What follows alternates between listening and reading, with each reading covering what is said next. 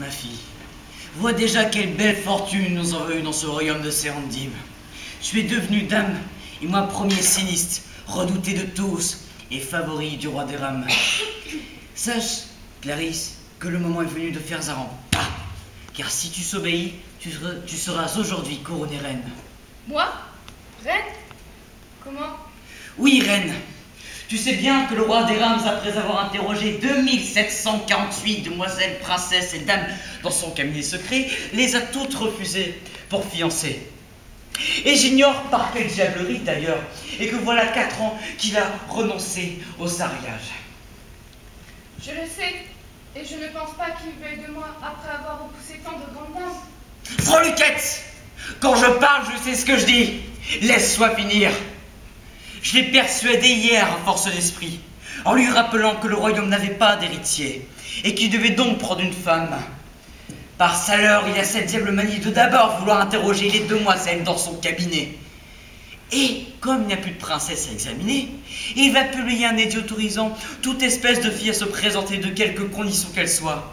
Et ton nom est sorti premier de l'urne. Et sache que si tu te tires convenablement de l'examen, tu deviens reine, et moi, l'homme le plus resplendissant de la terre. Mais dis-moi ma fille, tu n'as pas sur la conscience quelques petits péchés qui pourraient se découvrir? Mon père, je vous en prie, dispensez-moi de cette épreuve. Comment, Péronnelle? Présente-toi bien vite, autrement, tu m'entends? Tu me connais, morveuse. Pourquoi refuses-tu de m'obéir? Mais tu as donc quelques péchés secrets? Je n'ai rien, mon père, mais c'est une contrainte. Je serai refusée. Quoi, une contrainte? Quoi, refuser? Allons, cela ne peut être. Le roi t'attend. Non, certes, mon père, non. Je te tirerai les oreilles et je te couperai le nez.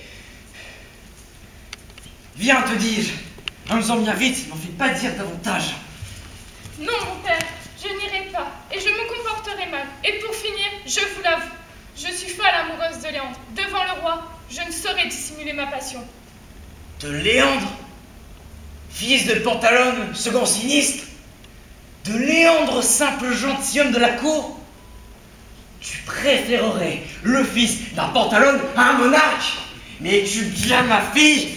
Oh, vilain digne rejeton de Tartaglia, écoute-moi bien. Si tu dévoiles tes amourettes pour Léandre, et si tu ne fais pas pencher le choix de sa majesté en ta faveur, je te jure que... Écoute, allons-en bien vite. Non, mon père, je ne peux causer de tort à mon amie Angela. Je sais qu'elle est éternellement le roi. Angela, fille de Pantalone, aime le roi? Angela, cette joie que je m'étais réservée, celle dont je voulais faire ma femme, de gré ou de force, elle aime le roi. Clarisse, écoute et tremble. Si tu dévoiles ton amour pour Léandre, si tu ne te présentes pas immédiatement devant sa majesté, s'il ne fait pas penser son choix en sa faveur, et si tu répètes un mot de ce que je t'ai dit, je te jure que tu tomberas victime de ma fureur. Vous serez récompensé par ma honte et par un refus. Plus de retard, songe à ta vie, à mes ordres, morveuse, Péronnelle, Coloquette.